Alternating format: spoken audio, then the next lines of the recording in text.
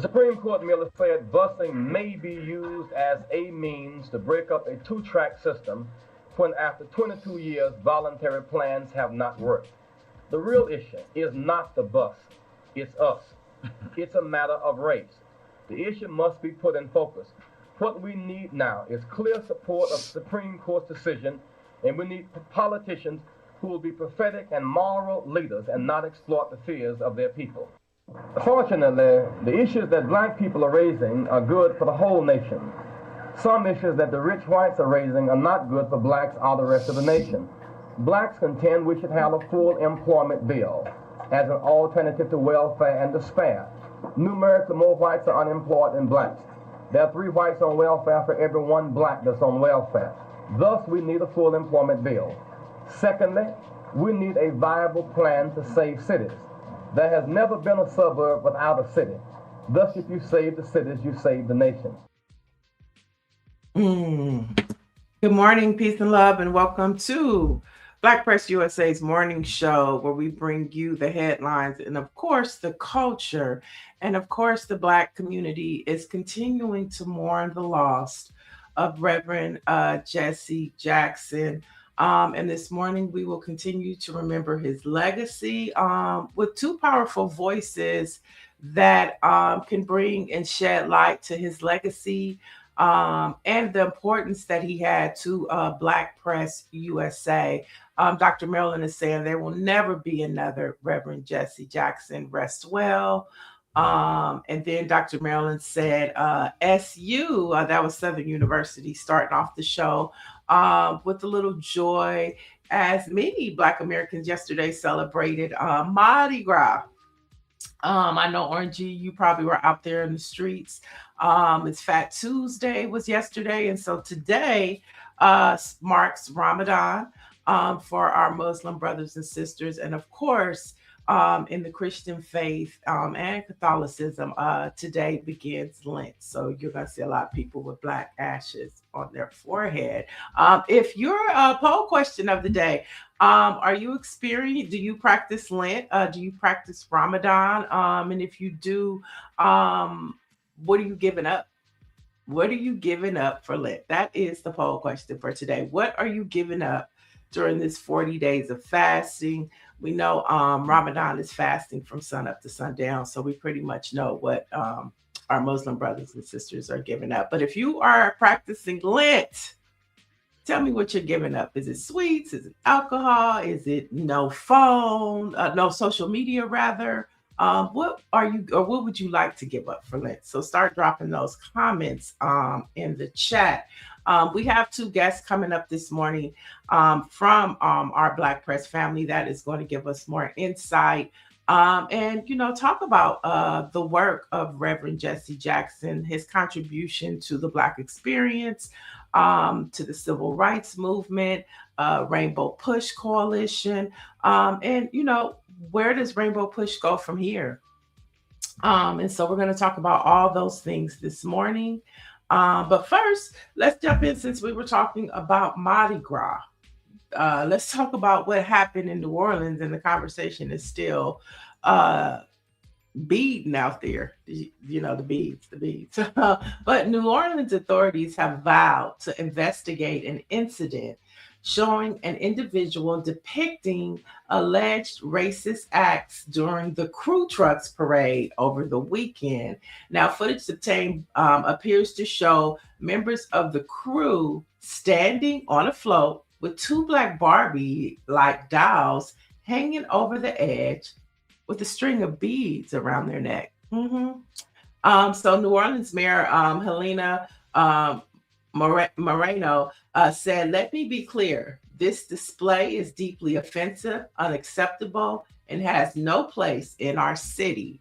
And so, Orangey, I don't know if you could chime in, but they had what appeared to be bead nooses around Black Dolls' heads on one of the floats. And so a lot of people found it offensive. They're worried about what is happening. There you have it right there.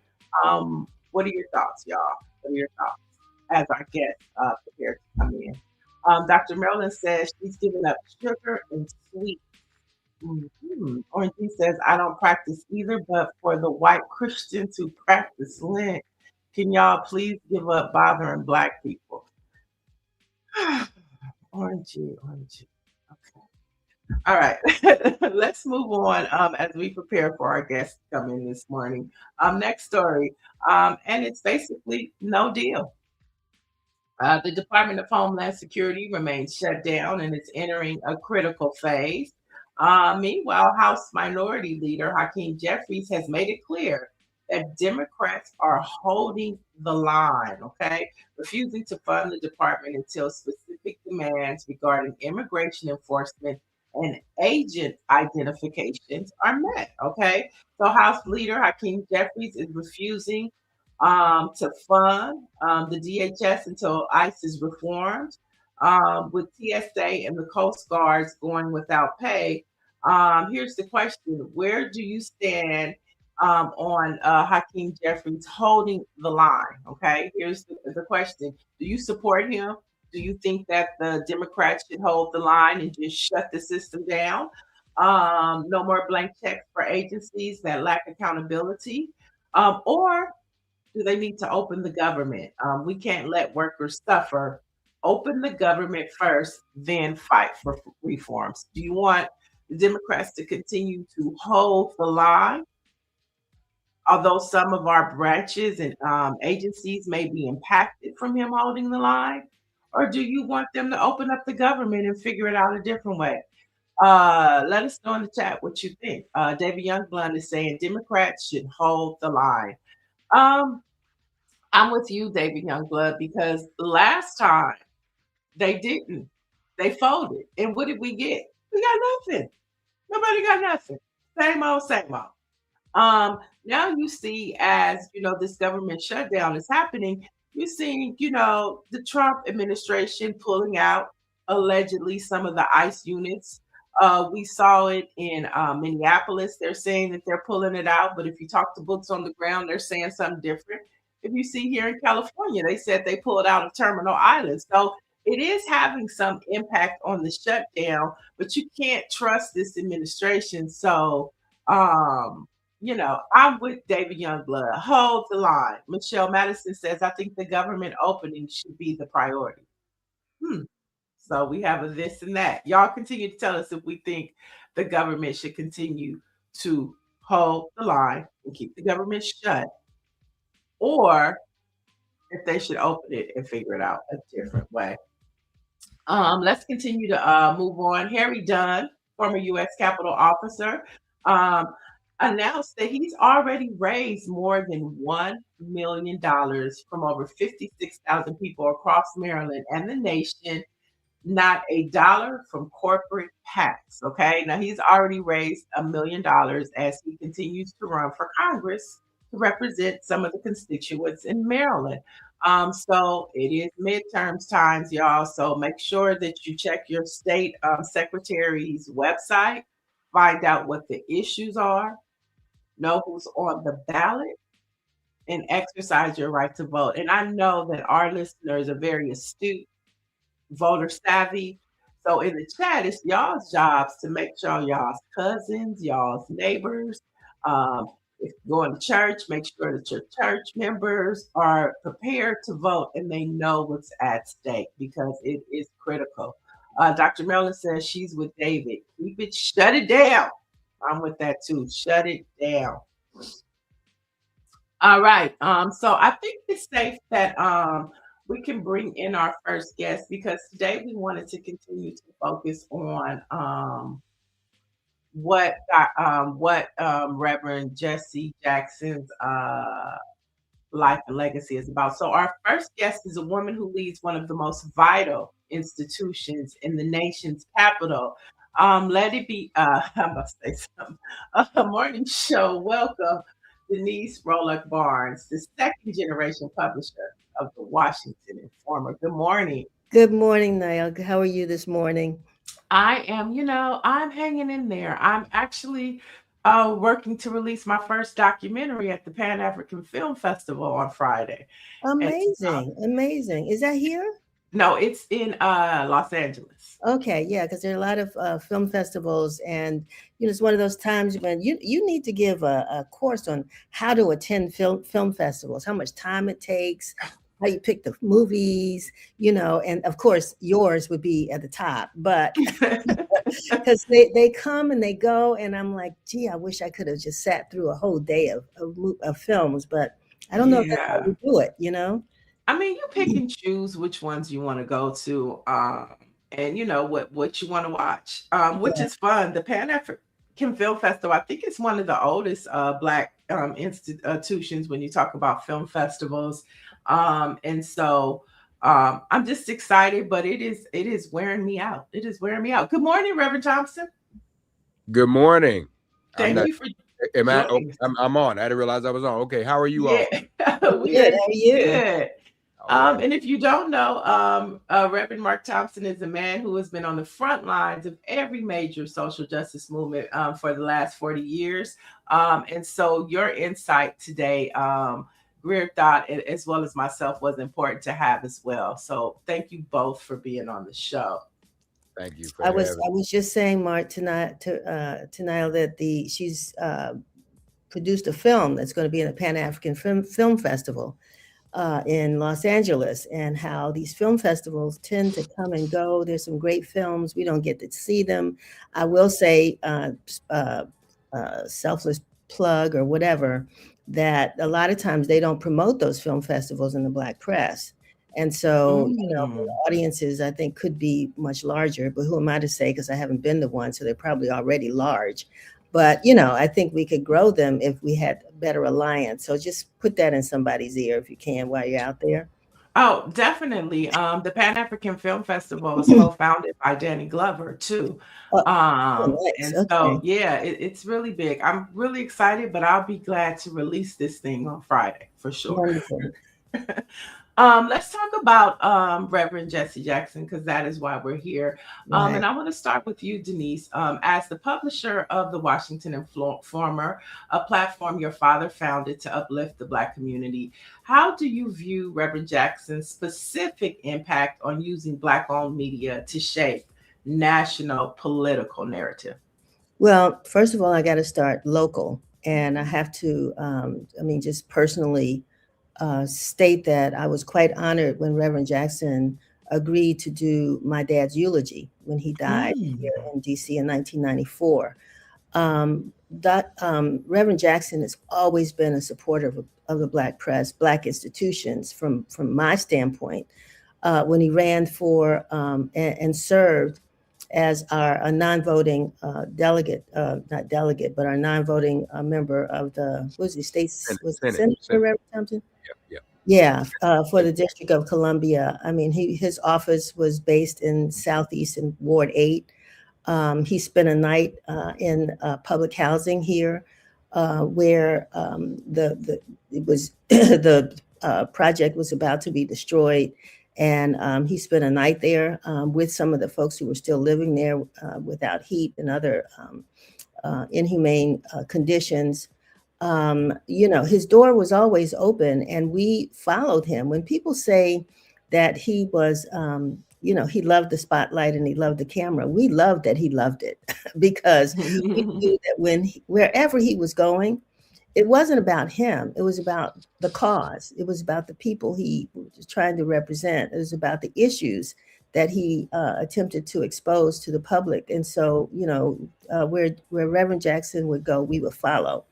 And, I had a photograph, I was looking at it yesterday, of an award that the National Newspaper Publishers Association gave him as a Lifetime Achievement Award a few years ago when Dorothy Lavelle was our president and Dr. Chavis was, our chair as well. And so we honored him and his work and the issues that he brought to the forefront, even both of his political campaigns. Yeah, that's it. Even both of his political campaigns meant that he added some juice to an election process that often overlooks or, ignores the Black vote. And he actually brought, I think, into the fold, sort of this unity among all groups, because now we had an opportunity to think beyond not only about our communities, but beyond our communities. So he is my hero. I'm going to miss him dearly. That's a personal statement there. But it did lead how it evolved out of the relationship that I believe he had with the Black press and what the Black press had with him. Yeah, I know.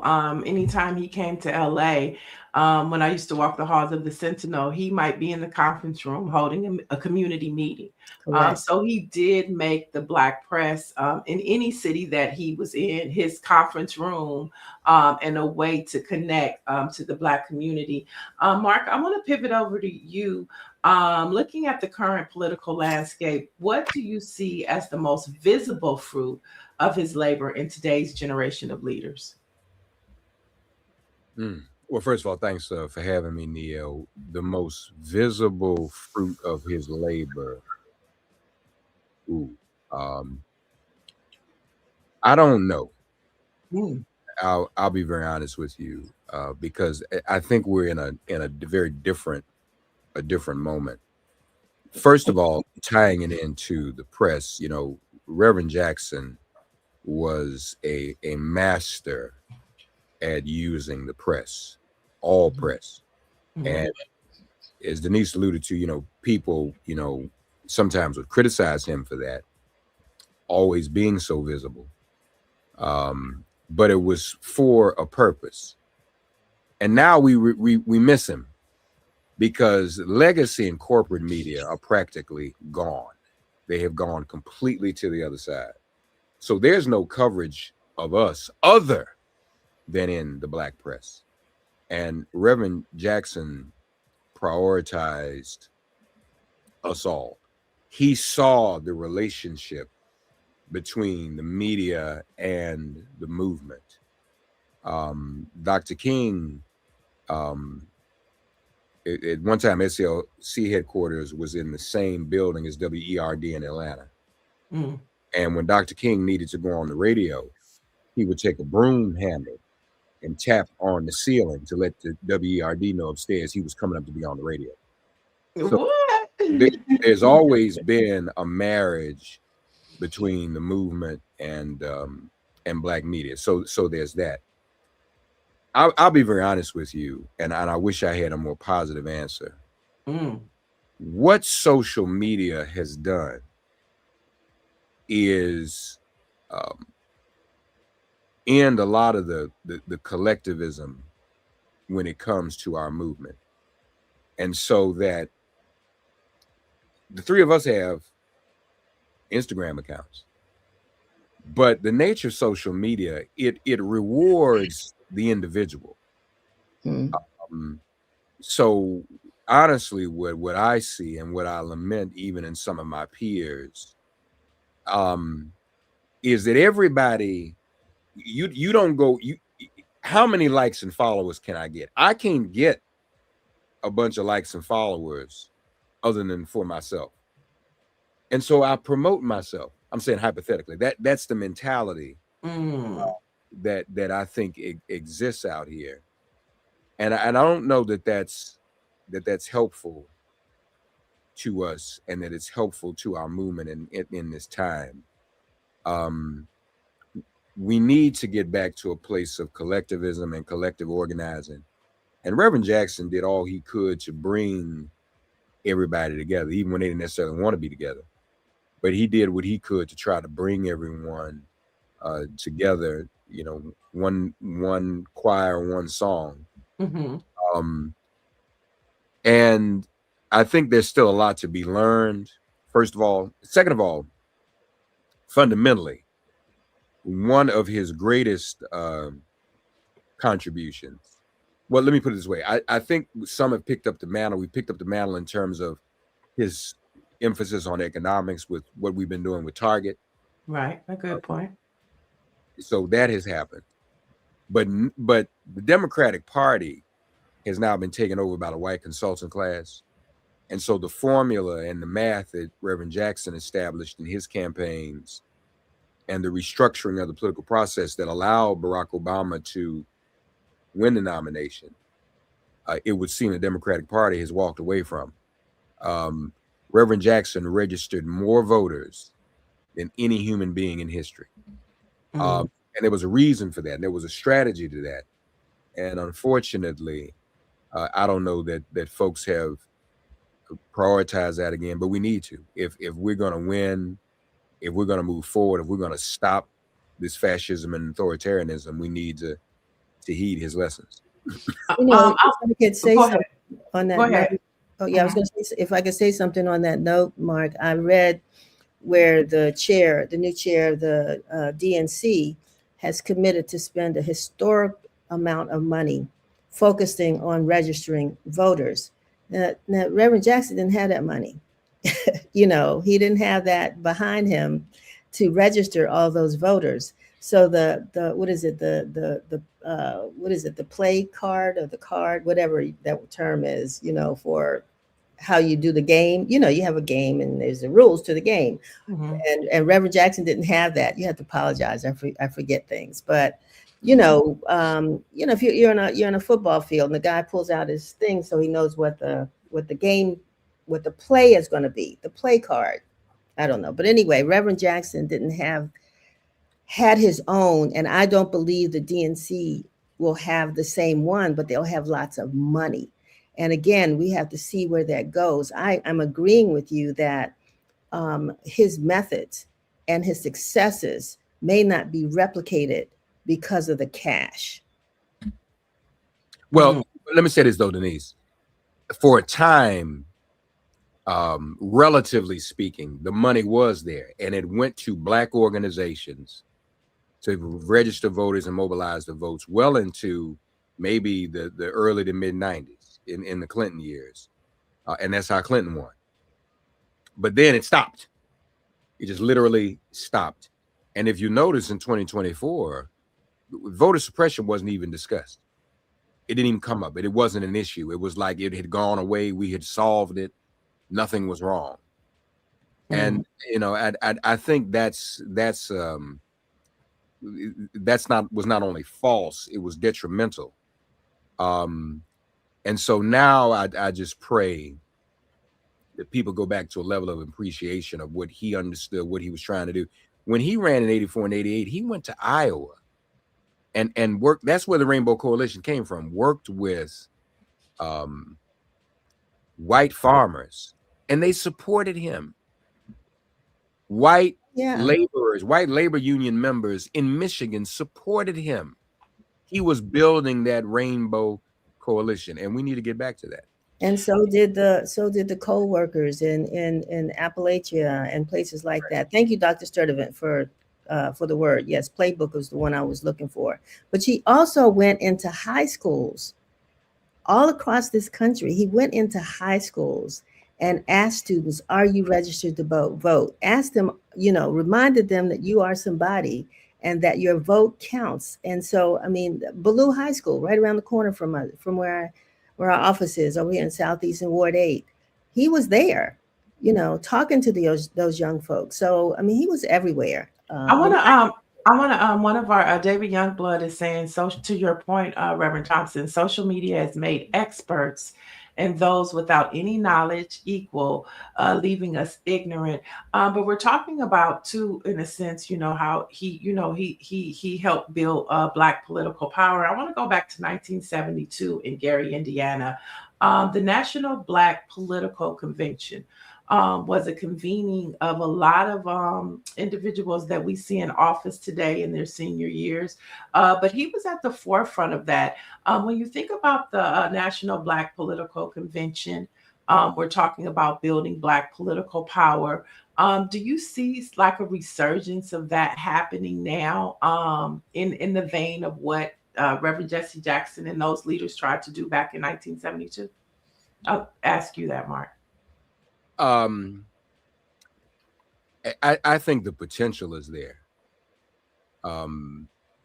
And as Denise knows, you know, we tried that some years ago in Washington, D.C. with the Umoja Party. I think the potential is there, but when you have the situation that we have now, and you have singular fascist and authoritarian, a one-party state, I think it's a little more challenging to convince people that we need to either start another party or do something different. And I don't have an answer for that right now, but I will say that you got to get rid of the fascism and the authoritarianism, and there does need to be a level of unity in doing that. Now, if the Democratic Party leadership, under the influence of the consulting class, won't do it, the masses won't have a choice but to do something different. And that isn't just black folk. Because what's going on right now? I mean, you win an election, and then 8 days later, you got eight Democrats cutting a deal with Republicans. That's not right.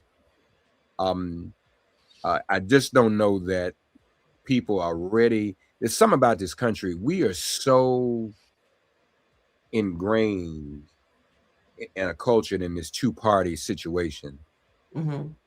There just really seems to be a resistance to doing something different. Other countries in the world who the United States calls less sophisticated than the United States have multi-party democracies. Why don't we have one here? These same countries elect women to office, to the highest office, and we just can't do it here. So there's still a lack of sophistication when it comes to America, and white women either going with Trump or being on the fence. Shot a white woman in the head in Minneapolis, y'all. What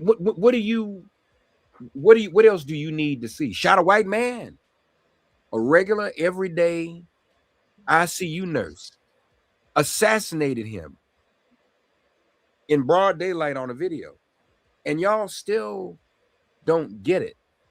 So there has to be something that inspires a change in the mentality and the culture of many in this nation. The Democrats are supposed to win the midterms, but in the past 48 hours, I don't know, and they're going to suppress the vote. Why do you say? Well, they already have voter suppression plans in place for this coming fall. Are we poised to stop it in Reverend Jackson's holy name? He never stopped talking about voting rights and voter suppression and preserving the vote. So, everybody's going to memorialize him, and we're all go through all of that. Yesterday, I was very emotional. Today, I feel like fighting, because that's what he would want. That's what he would want us to do. But you mentioned in the last 48 hours, you said you don't know. What happened in the last 48 hours to make you feel? The Democrats haven't showed a whole lot of backbone. And the Republicans have pledged to engage in more voter suppression. That's it. That's pretty much all there is to it.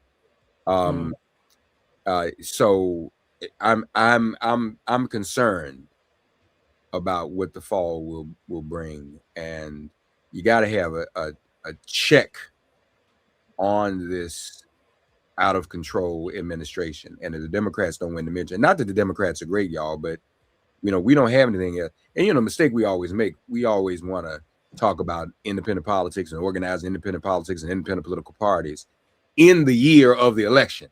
It don't work like that. If we're going to build an independent political movement or black political party, anything else, we need to start today so that within the next 2 years, it can be up and running. But you can't start that in February for a November election. It that math doesn't math. Yeah, the math ain't math. Can I ask a question? Because you just made me think about something, and I've never had this thought, but you have the Republican Party, you have the Democratic Party, and then you have black people, right? Black voters. And I wonder, I know we tend to support the Democratic Party, but going back to the question about, the convention, and also what we once had was the Black Leadership Roundtable and a Black agenda. Whether we're in a party or not, we're a block of votes, we're a block of votes that can exercise those votes a certain way. If we had what I think Black people are looking for are the voices like Reverend Jackson and Dr. King and others who sort of gave some sense of direction on how Black people should exercise their right, exercise that vote despite the party affiliation when they go into the polls. Sometimes I think that we, have a sense that we're not included and we're not excluded. We are Black people with a vote that happen to be Democrats. You know what I mean? Is there a distinction that you see there? Because you keep, talking about the Democrats, but I don't know, Black folks always feel that they are really a part of that group, even though we are registered. Well, we're not acting like we aren't either. And that's our own, Du Bois called it our own double consciousness. Mm-hmm. It's interesting. Oftentimes we do feel left out, but we won't leave either, Denise. So that's that's something we have to figure out. I think the younger generation is more prone to that, but what social media does is propagandize the younger generation to lean toward, well, maybe some of us should be Republican, and that's not the answer either. So until we are no longer under the influence of algorithms, we need to get back to the conversation about what it is we should be. You're right. Many African Americans have issues with the Democratic Party, but in a two-party system, it's very, very difficult to find an alternative. And then we're always, like I said, right back up where we are. Trump got in 2024. It's 2026. As bad as it was him get, let's look at the chronology. He gets in. Nobody expected that because people thought Kamala was going to win, and she may have. My show account, Make It Plain, not my personal account, got banned from TikTok because Joy co-hosted on my show a segment with the Election Truth Alliance where we talked about some of the anomalies during the 2024 election in November, right? Now, TikTok and their algorithm, so we don't want anybody talking about issues about voting and whether or not there was stuff going back to January 6th. We weren't talking about January 6th. We're talking about this election, and so the algorithm took me off, and that's fine. I mean, I'm not going to die because I just got another account, but that's TikTok. But I'm just saying that to say that. So here's the chronology: 2024 happens, November. We're all devastated. Everybody's traumatized. It's like we're frozen. Mm-hmm. Okay. Coming out of that, winning a couple of special elections, Democrats winning in normally red situations, that's inspiring. Then some Democrats in the Senate sell us out. It's been that up and down. And before you know it, it's 2026. And so even, Denise, you're right. Even those of us who deep down feel we got to do something different, this clock keeps going and we're not moving fast enough with the clock because there's always another election. So until we get really on time and decide, look here, y'all, we've had enough. This is what we're going to do. I'll give an example. And I know Brother Hakeem, he's my brother. But what does the consultant class say to Democrats? Don't say abolish ICE, because that sounds like on the police. No, it does not. It's two different things. You don't hear kids, young people in the streets say defund the police. I mean, that had its moment. That we know that there are police issues, but that was the phrase. To be honest with you, those who were opposed to defund the police popularized and promoted the slogan more than those who came up with the slogan by fighting against it. You know how you can make more noise about something than was ever even intended. Okay, so there's that. So now there's abolish ICE. White people are saying abolish ICE. The two of you today, we'll take them off. They can go today, put on a mask, and go apply for ICE and get a job like that because they're just hiring any mercenary that they could. Now, you don't see them anymore on the screen. So you leave them off. Y'all go down, Denise and Neil, go down, apply for ICE job today and watch what happens. Okay, you can put it back on. That's the only point. I just trying to dramatize. Mark is producing. I love it. You producing now. That's called visual aid, like we in the classroom. I hear you. But I do want. If you all wanted to be like Walter White went and infiltrated the KKK, remember that for the crisis? Walter White here, right. Y'all go, Denise. Yeah, y'all, we gonna go. I bet y'all will get in there today. And then come back and tell us what's going on this, because they're not even screening nobody. No. So wait a minute, Democrats, why can't you call for the evidence? Well, we got to be careful because some folk like law and order. That's not law and order anymore. That's not killing people who aren't even. First of all, you're supposed to be looking for illegal immigrants. You can't find none, so you're locking up people who aren't even illegal. You're killing people. Did you all know this? Did y'all know this as black women? And I did a story on this yesterday in Puerto Rico. I went in Puerto Rico. I had a guest on. ICE deported. So temporary protective status for Haitians is also in Puerto Rico because Puerto Rico is U.S. territory.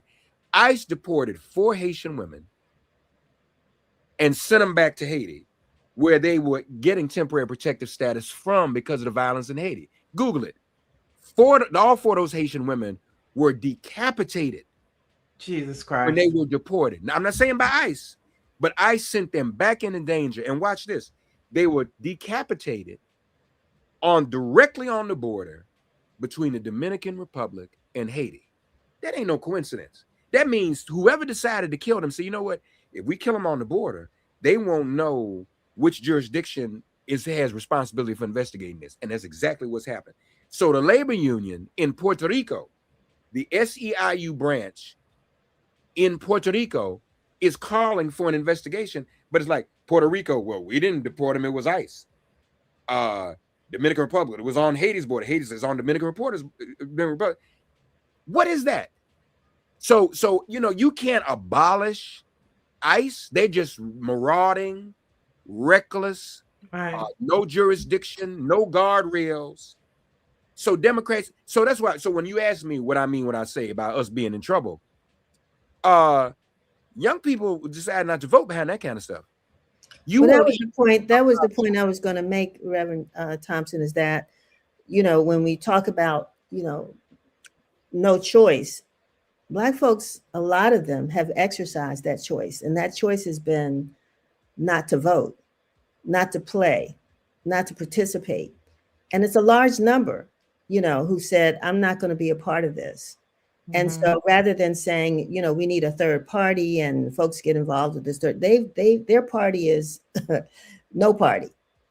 I ain't doing this anymore. Yeah, well, let me jump in here. We have some comments coming in. Orangey says, in my opinion, this midterm election will depend on how the Democrats handle the government shutdown. ICE just killed another Black woman in Georgia. She was a school teacher, and everyone is silent. I think to the point what you're saying, Reverend Thompson, about these women that were deported. So I want to ask you guys our poll question this morning. You touched on Hakeem Jeffries. Do you think that the Democrats should hold the line and keep the government shut down, the small portion that they do have shut down, or do you think that they should open the government and find another way to do it? I'll start with you, Denise. Well, that's a tough question for me because I know people who aren't working right now. So, but I think they need to hold the line. I really do. I think that we've got to. People won't feel the pressure until they feel it, mm-hmm. right? And if we, but I don't like. Have issues with it being the fault of the Democratic leadership that's making this happen. It's policy that we've got to fight against, and we've got to use the tools that we have. And that seems to be, from a congressional standpoint, the tool that we have right now. Mm-hmm. Reverend Thompson, shut it down or open it up?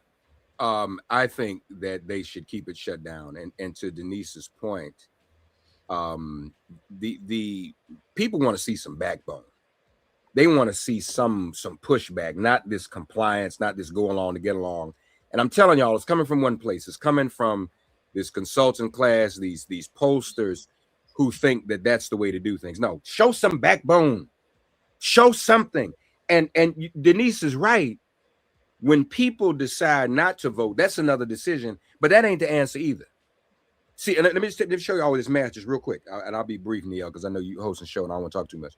No, take your time. You're helping me. I don't have much I'm very proud. I'm very proud of Neil. Neil is doing an excellent job on this show. Thank you. And I hope she keeps it up. And y'all, we used to have to be validated by legacy media and corporate media. Neil is qualified to host the Today Show or the CBS Evening News. But we don't need that no more. We have our own. And I mean that from my heart. I'm very, very proud of her. And she's doing likewise. Since she stepped into the space, I've been impressed. Well, even before then, she was good. She was just good. And she needs to be on this space.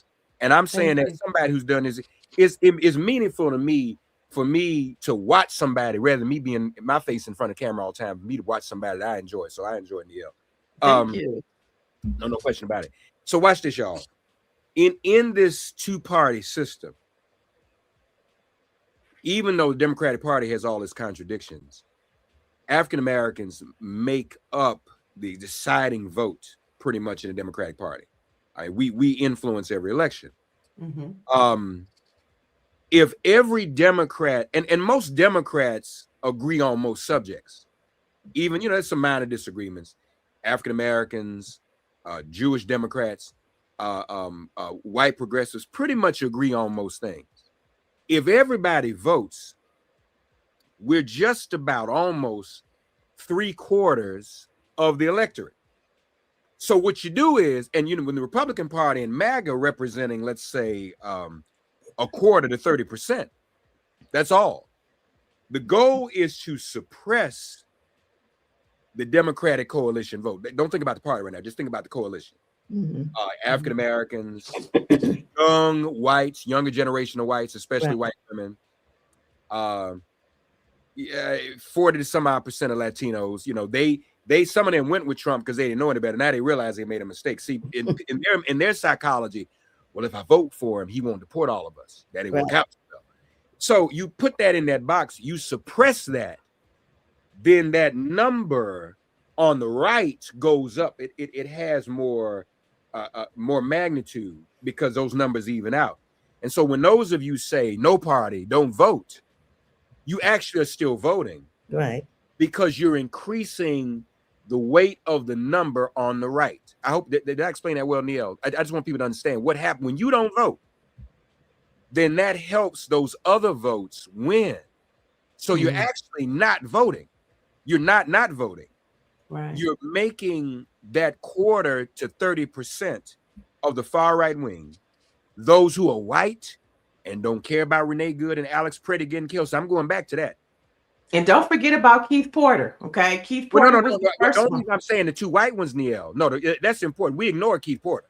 But the reason I'm saying the two white ones, Lyndon Johnson told Dr. King, look, man, I gave y'all the 64 Civil Rights Act. I can't do 65 Voting Rights Act 1 year later. And then in Alabama, they started killing white folk. And he had no choice. And it made sense because people said, wait. Y'all killing white folk? We got to do something about this. I'm raising the two white ones because if you all as white folks don't understand that you will be killed, what are you doing? What are you thinking about? That could have been anybody, right? That could have been your relative, your friend. And as a matter of fact, the Customs and Border Patrol agent, not an ICE agent, who killed Alex Preddy, they are members of the same union, the American Federation of Government Employees. And that's what Trump wants to foment. He wants a civil war. And the civil war, we say, was a war, brother versus brother. You got folk out here killing each other, don't even know who they are, and didn't make any sense. So that's the only reason I'm bringing that up. I'm talking to the white people, Neil, the white voters, who some of whom are still in denial about their own. I mean, and last thing I'll say on that, the death of Keith Porter, I think that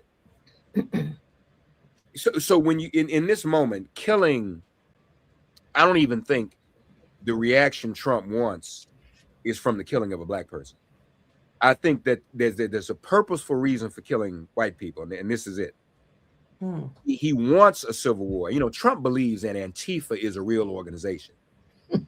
So he wants, if you kill white people, then white Antifa gonna dries up with a revolution, and then he'll have the real war that he wants. But it just doesn't exist. Right. So Mark, before we move too far off of that point, I want people to when we think about voting and elections and midterms and what have you, you know, I don't want us to think that there's only one person that we're voting for, one position.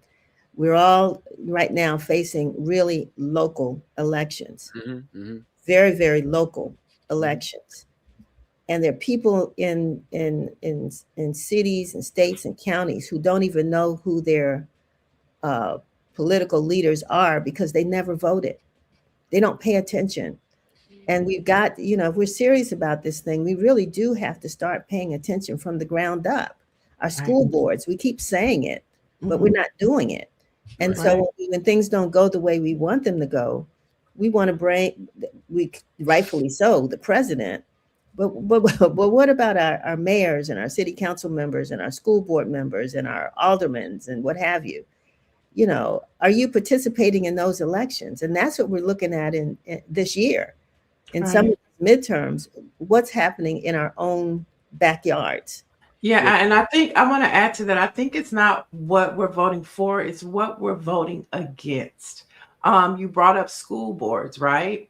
We know that this whole conversation of the erasure of Black history started with simple school boards and a false concept of critical race theory. Correct. And because of all of those school board members, Republicans and MAGA replacing school board members, we have a conversation of where Black history is being erased. And it started at a local level from a concept of critical race theory. So it's not so much what we're voting for, it's what we're voting against. Right. And we're voting against MAGA, systemic racism, and Donald Trump and his clan. That's what we're voting against, period.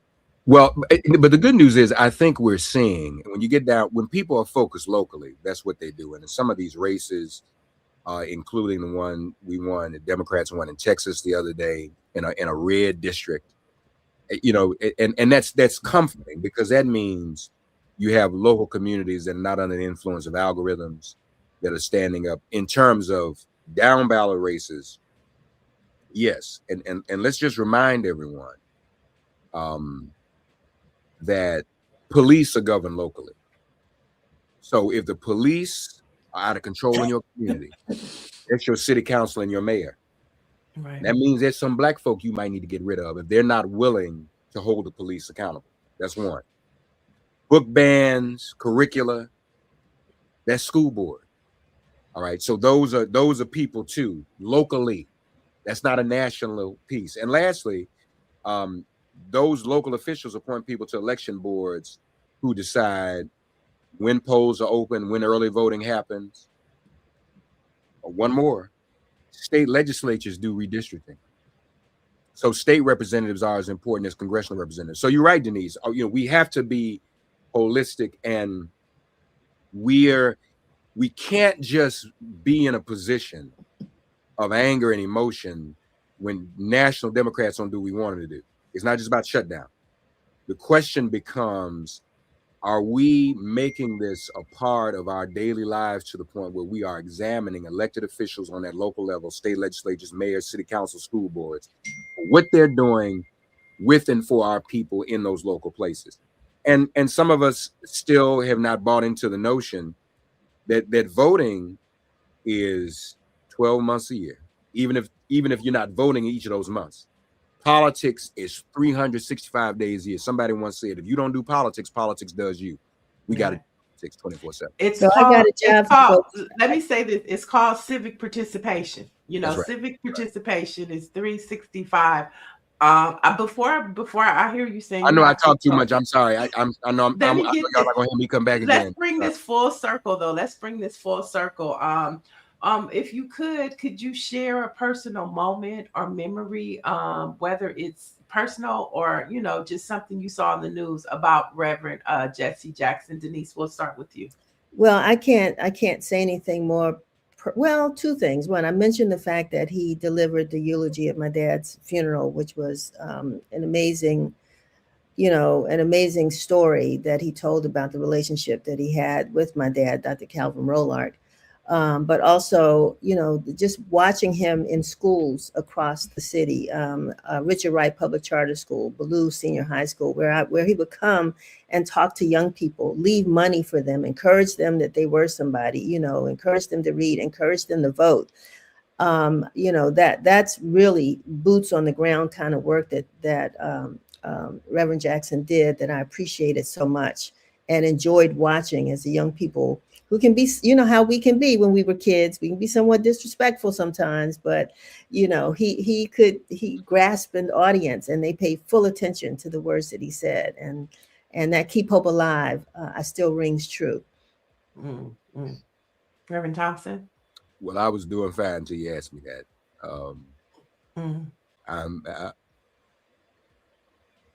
I don't know when I felt as lonely as I did yesterday.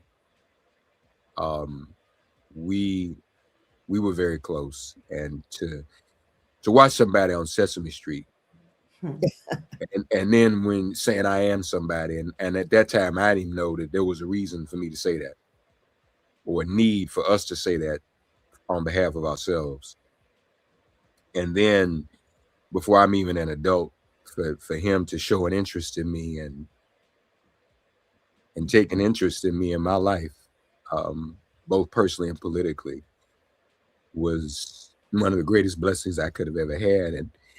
And I just want to remind all the young people, people can care about you and love you and take care of you, but there's no substitute for having people to believe in you. When someone believes in you, they never give up on you. That's right. And that's what he did for many of us, and he did that. He did that for me, even though I was unworthy. But I'm grateful for that, and so that's my my personal memory. When you have somebody of that magnitude in your life and they outrun you to glory, the first question you ask is, what am I going to do now? And so I've spent these past 24 hours really pondering that and thinking about that. My ex-wife used to say, Mark, all your friends, Don Thompson and Dick Gregory and Rem Jackson, they all old. And you got these old friends, and when they die, you're not going to have no friends. And it used to hurt my feelings. It still does. But there's a partial truth to that, because as my elders and those I was very close to make their transitions, I got to count on y'all to be my friends. I was about to say, Mark, I mean, I'm an older friend, but I still consider myself, I hope you do too, a friend as well. Yes. No, I do. But I remember when. Yeah, no, I know you do. But I'm gonna need you. I thought I was prepared. Yeah. I spent time with him in the hospital. I thought I was prepared. In fact, funny story, when I was there, he tried to get me to break him out the hospital. But I miss him. I miss him terribly. Well, I'm so honored to have both of you on the show. I hope that I can grow to be both of y'all's friends, because I appreciate the legacy that you guys continue to put forth for all of us to learn, to grow. So thank you, Reverend Mark Thompson, Denise Brolock Barnes from the Washington, say one more thing, Washington Informer. Sure. Yeah, Mark asked, I know it was jokingly, but asked people to go down and apply for a job with ICE.